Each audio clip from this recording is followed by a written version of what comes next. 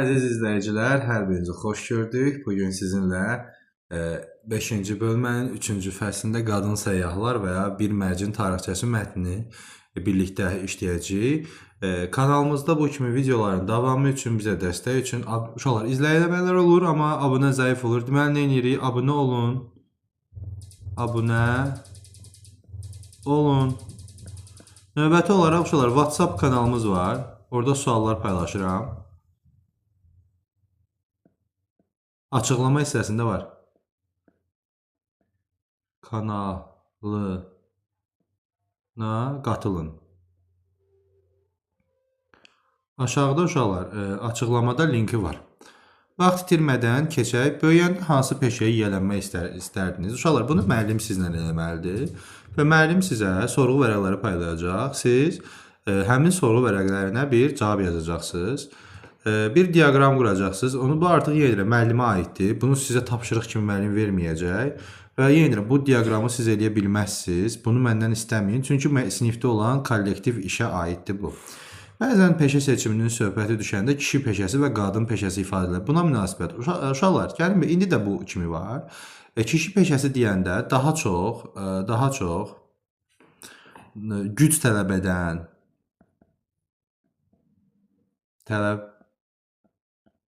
edən, gücdən əlavə uşaqlar, belə deyək də, daha tutarlı, yəni hakimiyyət əsaslı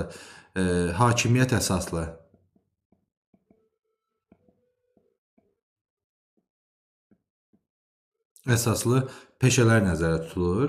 Amma qadın peşə dedikdə daha zərif, az fiziki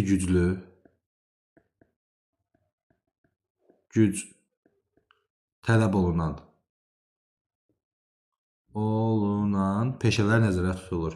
Bura çox vaxt, yəni belə deyək də, ətrafınızda gördüyünüz kimi də məktəblərdə daha çox müəllimələr, daha çox həkimlər qadınlardan təşkil olunub. Yəni qadınların da bəlkə də marağı onadır. Onlar daha çox həmin peşələrə gedirlər. Bu kimi ifadələr ola bilər. Mətnin adını oxuyun. Bir mərcin tarixçəsi. Gəlin belə deyək. Sizcə mətndə söhbət hansı mərcdən keçər? Belə deyək, məncə bunlar mərc edirlər ki, hər hansı bir deyirlər ki, bir iş bacarmaq haqqındadır. Bu ola bilər ki, bir kağızda nəsə yazıla bilər. Bu kişi qadına deyə bilər ki, sən bunu bacararsan. Baxın, bu deyir sən bacararsan, amma deyir yox, bu inanmır ona. Ona da mərc gəlirlər. Hər hansı bir mərcdən söhbət gedir. Mətndə mərc haqqındadır. Velosiped sürmək haqqında bir mətndir. Bu kişi bu qadına eyniyə deyir ki, sən velosipedlə dünya turuna çıxa bilərsən. Bu inanmır. Amma ona bir pul təklif edirlər. Bir təhər razılaşır. Gəlirik bura çalışmaları sizlə birlikdə işləməyə. Burada birinci çalışmamız yəqin ki, söz boğçasına aid olacaq. Görürsünüz, söz boğçasına aiddir. Baxırıq, bu ad getdikcə, baxın, nöqtələrin yerinə söz boğçasından uyğun gələn. Bu ad getsə məşhur idman geyimi, geyim brend. Geyim nə olur? Məsələn, telefon olur, geyim olur, hər bir şey brend olur. Brend. Köynəyin üzərində çalışdığı şirkətin logosu. Rəsul oğlum nəyi, necə deyərlər, şirkətə təqdim edə bilər sizcə? Burada nüsxə olmaz, reklam olmaz məncə. Hansı ola bilər? Məncə doğum. Məncə nədir? Mən doğum sözü oğlum oxudum bunu. Doğum haqqında şəhadətnamə. Şəhadətnamə. Rəqib komanda bu oyunda məşhur idman ayaqqabı brendini reklam edirdi. Reklam. Bunu işlədik. Sözləri oxuyun. Hansı qaydada əsasən bu sözlər eyni cür tələffüz olunur? Hansı qaydaya əsasən uşaqlar? Bəzi alınma sözlərdə o səsi a kimi tələffüz olunur.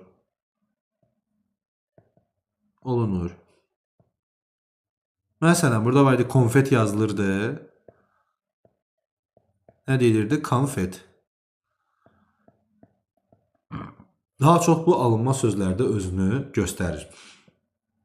Növbəti sualımız bizim. Mətni istinad etməklə Annie'nin xarakteri haqqında danışın. Uşaqlar, cəsur idi nəyə görə? Mən bunu yazmışam. Burada sizin üçün. Hoppa, bunu burada iki pəncərəli eləyək. Mən bunu siz üçün yazmışam, baxın.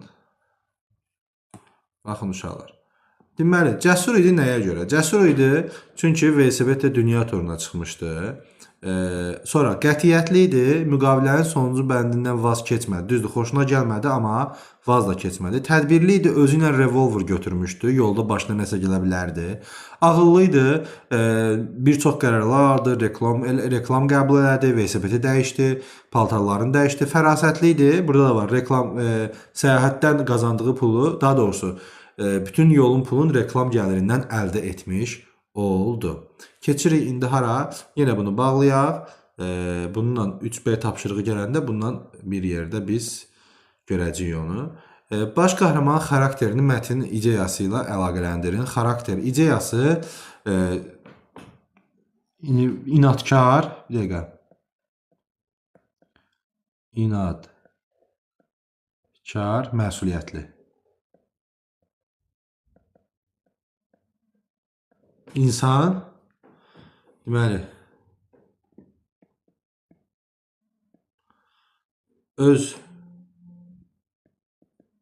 fikrindən dönməməlidir. Yəni, bir düz bildiyi şey varsa, söz vermişdi, axırda həmin inadkarlıqla o sözünün üstündə durdu. Mətndən müvafiq epizodları nəql etməklə baş qəhrəmanın keçirdiyi hisslər haqqında danışın. Uşaqlar, baş qəhrəman, birinci hissimiz nə idi bizim? Baş qəhrəman təəccüb, Annie belə deyək də, ilk dəfə eşidəndə nə edir? Təəccüblənir. İlk dəfə eşidəndə Annie təəccüblənir. Nə deyəcəyini bilmir. Gəlin, əgər siz üçün bu qısadırsa, balacadırsa bunu bu əldə istəyirsiniz. Bəli. Annie təklif eşitdikdə ilk olaraq, bunu verim aşağı. Təklifi eşitdikdə nə edir? En təklif etdiyi ilk olaraq təəccüblənir, nə deyəcəyini bilmədi. Deməli, nə keçirtdi burada? Təəccüb keçirtdi. Bunu görüm, işləyəcək bu dəfə. İlk olaraq təəccübləndi, görürsünüz. Ondan sonra nə oldu? Razılaşdıqdan sonra son bəndini görüb kədərləndi. Çünki o kədər hissi keçirdi. Çünki velosiped almağa pulu yox idi.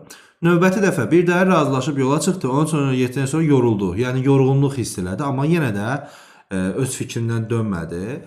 Velosiped təmiri paltarının yaratdığı çətinlik Annie narahat edirdi. O çıxış yollara. Deməli, narahatlıq keçirirdi uşaqlar. Narahatlıq keçirdi. Növbəti isə ən sonda sevincdir. Sevinc olmalıdır. Bunu nə qəşəng yazmışam burada. Sevinc olmalıdır uşaqlar o. Bunu yaxşı yazım. Sevinc hissi keçirdi. Ona görə də, necə deyərlər, bu yarışı, bu marafonu bitirmiş sayıldı.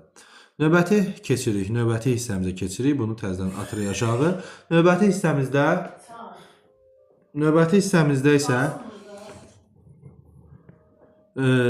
hissəmizdə deməli, sizcə Annie'nin qələbəyə gedən yolunu belə enişli yoxsul təsvir etməkdə müəllif nə idi? Uşaqlar, mənə görə bu Annie'nin bəxti üzünə gülmüşdü. Çünki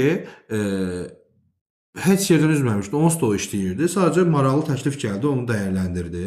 Ona görə bəxti üzünə güldü. Amma necə deyirlər, güc hər bəxti üzünə gülən uğur qazanmır ki. Yəni, məsələ odur ki, bu öz dediyindən dönmədi. Gəlin, bunu siz üçün geniş şəkildə yazmışam. Geniş şəkildə buna baxaq. Görək geniş şəkildə baxaq buna, görək geniş şəkildə necə yazmışam. Bunu bağlayayım. Baxın, mənə görə Annie'nin bəxti üzünə gülmüşdü. Heç gözləmədiyi yerdən gözləmədiyi təklif gəldi. Müəllif onun enişli yoxsul yolunu bildirərək mətndə hadisələrin gedişində bir az da marağı yaratdı. Onun pula ehtiyacının olması və onun çox sevinməsinə gətirib çıxardı. Uşaqlar, pula ehtiyacı var ki, özünə ev alardı, uşaqlarına ya hər hansı bir yaxşı gələcək təklif edə bilərdi. Ona görə Annie bu təklifi müsbət qarşıladı. Növbəti keçirik biz hara? Keçirik biz, bunu təzədən salarıq aşağı. Mətnin son cümləsini bir daha oxuyun. Bunu deyib Albert kündəki seyfə. Seyfə nəyə görə ola bilər? Çünki, məncə bu variantdır. Çünki Mərcdə söz verdiyi pulu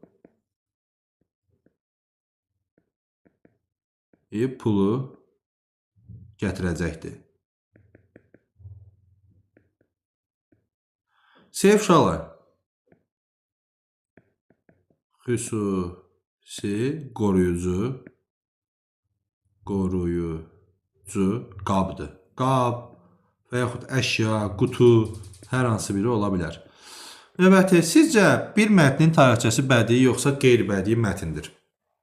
Mənə görə uşaqlar bu bədii mətindir. Çünki burada dialoqdan istifadə olunub, burada hiss və həyəcandan istifadə olunub, məcazlıqdan istifadə olunub. Bu qədər deyirəm və siz üçün də qeyd eləmişəm burada. Bu arada WhatsApp qrupuna qoşulsanız, mən bunları siz üçün atacağım, oradan yaza bilərsiniz. Deməli, D variantıdır. D variantında yenə iki hissəyə ayırırıq. Siz bunu rahat şəkildə görə bilərsiniz. Bunu bağlamaq lazımdır artıq. Görə bilərsiniz. Deməli, bu bədii mətindir. Çünki mətndə dialoqlara yer verilib, fikirlər hiss həyəcanla çatdırılıb, onların söhbətlərində obrazların, bəli, biz bilirik ki, necə deyərlər, inadkardır, növbəti, necə deyərlər, öz hiss həyəcanını çatdırır, öz düşüncələrini çatdırır, keçirdiyi hissləri çatdırır. Bədii mətnlərdə bunlara çox diqqət olunur, amma qeyri-bədii mətnlərdə bu haqda məlumat yoxdur. İndi yenə keçirik növbəti tapşırığımıza keçdiyimizə görə bunu eləyirik, bunu bağlayırıq ki, bizə mane olmasın. Deməli, tarixi həqiqət və bədii təxəyyül bəzi bədii mətnlərin tarixi hadisələr həyatda yaşanmış şəxslərin taleyi üzərində qurulur. Bununla belə həmin əsərlərdə müəllif tarixi həqiqət göstərmək deyil, hər hansı müəllif həmin istifadələri öz düşüncələrini oxucusuna çatdırır, hadisələri nəticə çıxarmağa dəvət edir. Baxın, əslində eyni ilə bu bədii mətnə aid bir xüsusiyyətdir. Maraqlı bir, aşağıdakı faktların bir mətnə uyğunluğu müəyyən. Uşaqlar, bunlar aşağıdakı faktlar birbaşa mətnlə əlaqəlidir. Baxın, bu eyni haqqında məlumatdır. Siz bunu eynini öyrəndikdən sonra eyni haqqında danışa bilərsiniz, mətn qura bilərsiniz. Albert Pope mən bilən Henry'yə kömək edən idi də. Yəni ona bu təklifi göndərən idi. Stevens ilk dəfə dünyanı velosipedlə tur atan, necə deyirlər, yürüyüş eləyən şəxsdir. Sterling də velosiped markasıdır. Çox bir asan belə dedi. Bunu qeyri-bədii mətnə götürüb çevirə bilərsiniz. İndi burada qeyri-bədii mətn, baxın, yuxarıdakılardan istifadə edə bilərik. Baxın, aşağıdakı məlumatlar, əldə etdiyiniz məlumatlar. Baxın, yuxarıda bu məlumatlar və mətn haqqında qurub yeni bir mətn yazmaq lazımdır. Neçə dəfə qarət edilib, Fransanın velosiped müsadirə olunub, velosipedə qəza keçirib, biləyini sındırıb, səyahətini müqavilə göstərilən vaxtdan 2 həftə tez bitirib. Yəni biz bununla bağlı bir hekayə qurmalıyıq. O hekayəni mən siz üçün nə etmişəm? Mən siz üçün xüsusi düşünmüşəm, siz üçün qurmuşam, amma siz məndən yox, özünüzdən də bir hekayə yaza bilərsiniz.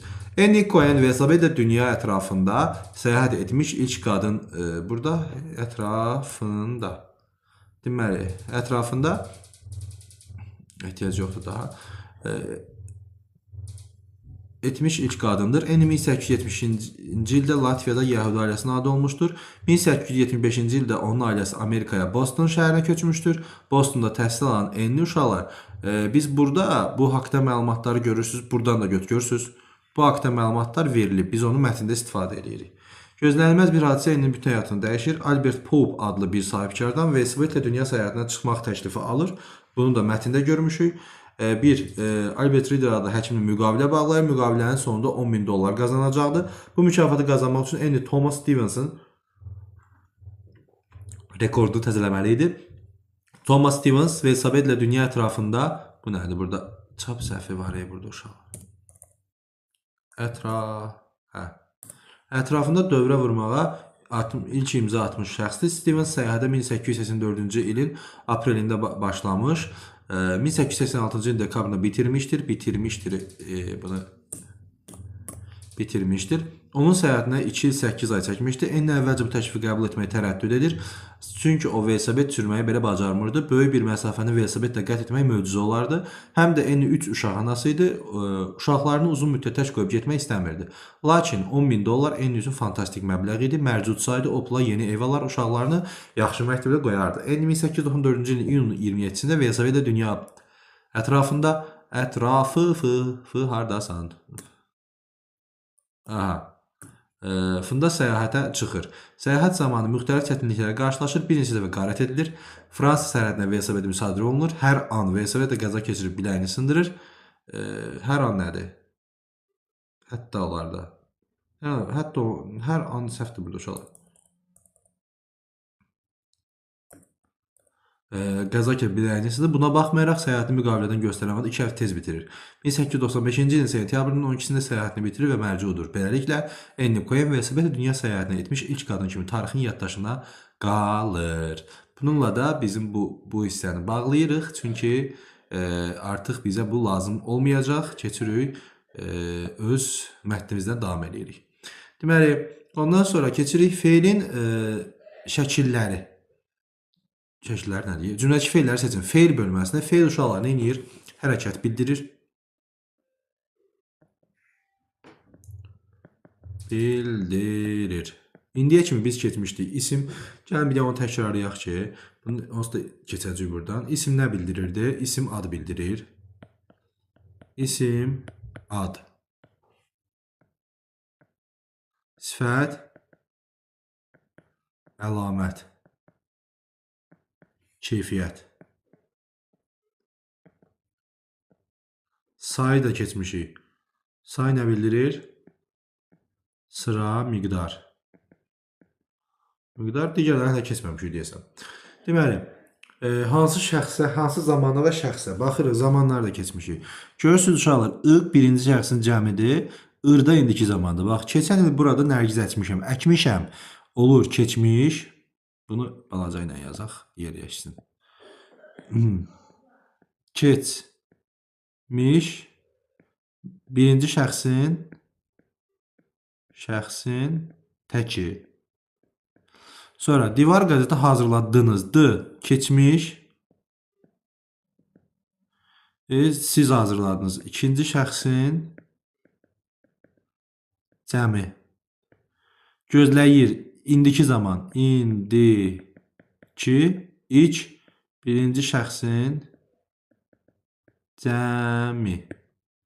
Sonra tanınar. Ar-ər. Dostlar gündə də o. Ar-ər olur gələcək zaman.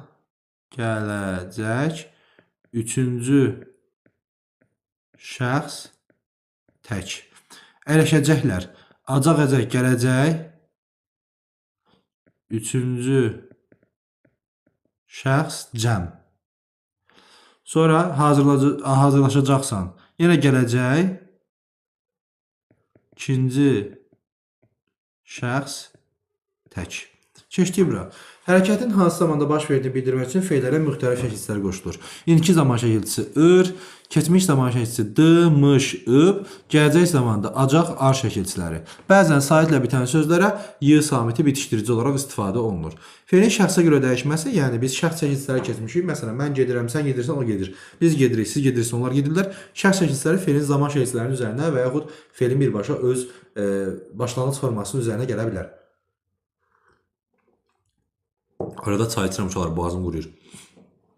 Cümlələrdə feillərin zamanını və hansı şəxsə aid olduğunu müəyyən edin. Deməli, sabah yeni kitabları düzələm. Yenə gələcəkdir, birinci şəxsin təkidir. Yenə mən dərsləri çoxdan hazırlamışammış. Keçmiş. Birinci şəxs tək. Çox vacib məsələ haqqında danışacağıq. Acaq olduğuna görə gələcək. Cək.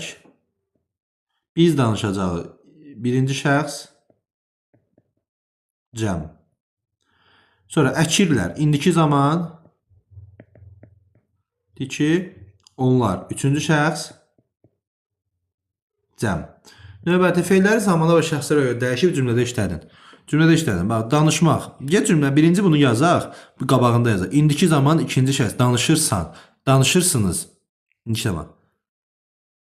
Danışırsınız. Dərsdə çox danışırsınız. Sonra sevinmək. Keçmiş zaman sevindi. Birinci mən sevindim.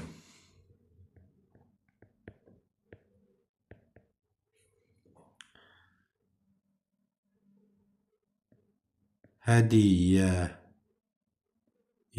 görə çox sevindim.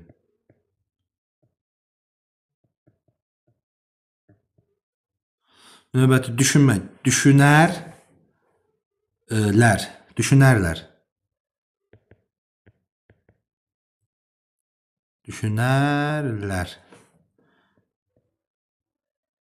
Tədbir haqqında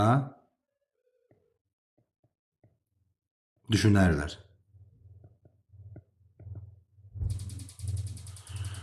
İndiki zaman birinci şəxsin cəmi. İndiki zaman qoruyuruq.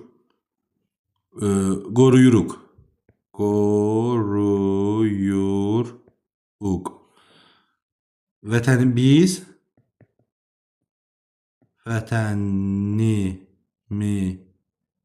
qoruyuruq. Axtarmaq. Axtardımla yazdıq. Axtarmışsan. Yox, axtarmışsan olsa bir şey axtarıbsan. Və yaxud ikinci şəxsin təki. Mən axtardım, sən axtardın yazaq.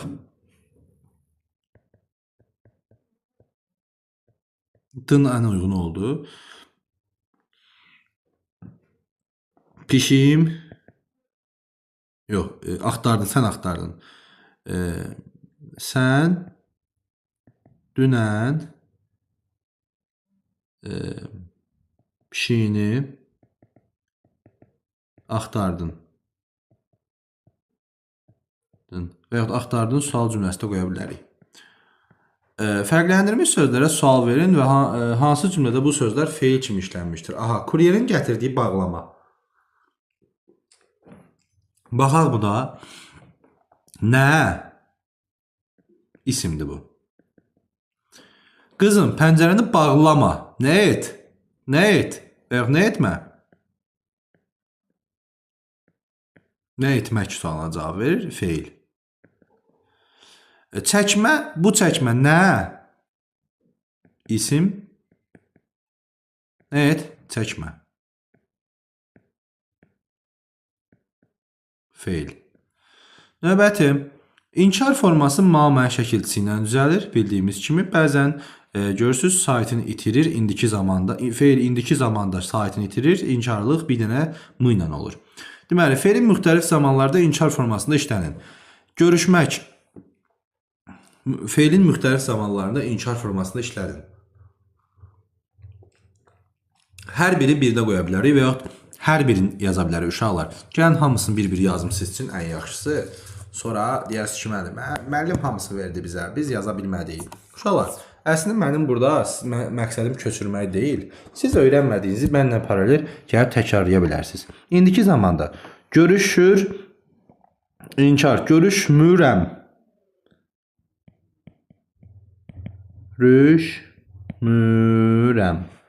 Sonra çıxmıram.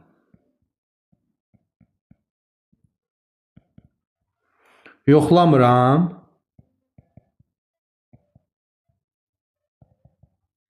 Sonra hazırlamıram.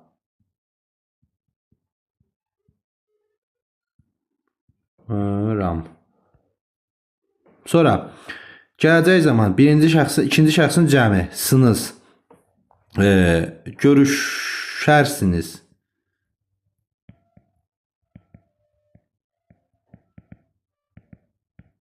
Çıxarsınız.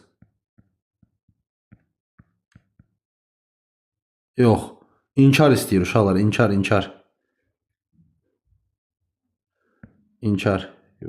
İnkarda nə olacaq? Görüşməzsiniz.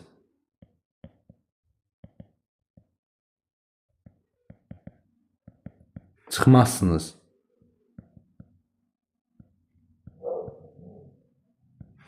Yoxlamazsınız.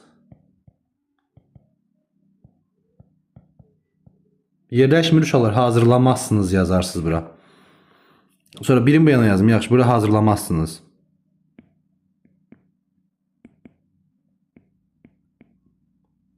Gələcək zaman üçüncü şəxsin təki. Gəlməyəcək. Burada görüşməyəcək.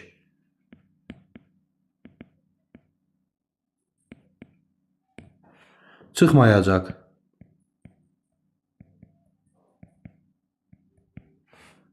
Yoxlamayacaq.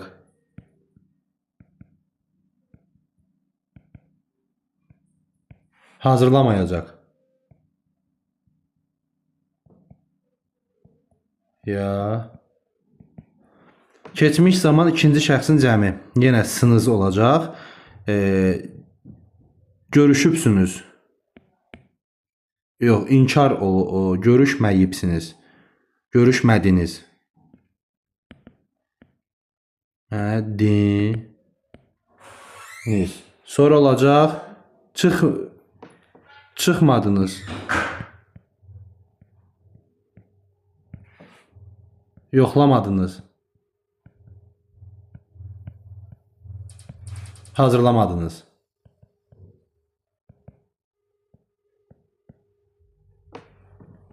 Növbəti keçirik. Danışmayacağıq. Birinci şəxsin cəmindədir. Bəli, biz. Bu düzdür. Təsdiq deyil, inkardır. Çünki mamə var. İnkardır, qaralayaq bunu. Gələcək zamanda işləmişdir, düzdür, acaq şəkilçisi ilə. Tərkibində biçkili samit var, xeyr. Saitlə bitən danışmayacaqsınız. Hə, y var. Danışmayacaqsınız. Y bitişdirici samitdir. Bu da doğru. Cavabımız olacaq. Səhv olanı istəyir bizdən. B variantı. Növbəti. Az qalmışıq deyəsən, qutarıq.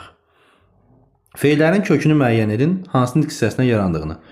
Duz, duzla, çox, çoxal, boz, bozar, uzaq, uzaqlaş. Duz, isim, isimdən yaranıb, çox, saydan yaranıb, boz, sifətdən yaranıb, uzaq, zərfdən yaranıb. Növbəti, uyğunluğu müəyyən edərək mürəkkəb feillər yaradın, onları orfoqrafik normalara uyğun yazın. Dəyib dolaşmaq, baxın, belə olacaq. Dolaşmaq. Atılıb düşmək. Dəyib dolaşmaq. Defislə atılıb düşmək.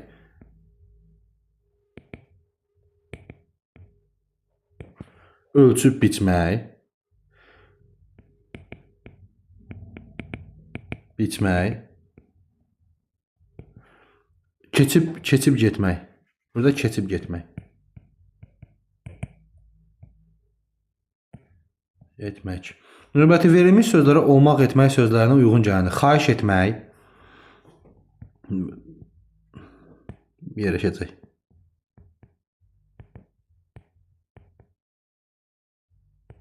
Nail olmaq. Andaman etmək. Etmək. Cəhd etmək. Sonra mane olmaq. Olmaq. Müğayət olmaq.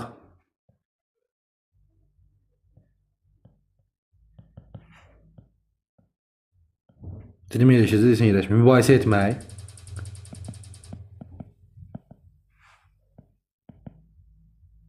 Etmək. Sonra göz qulaq olmaq.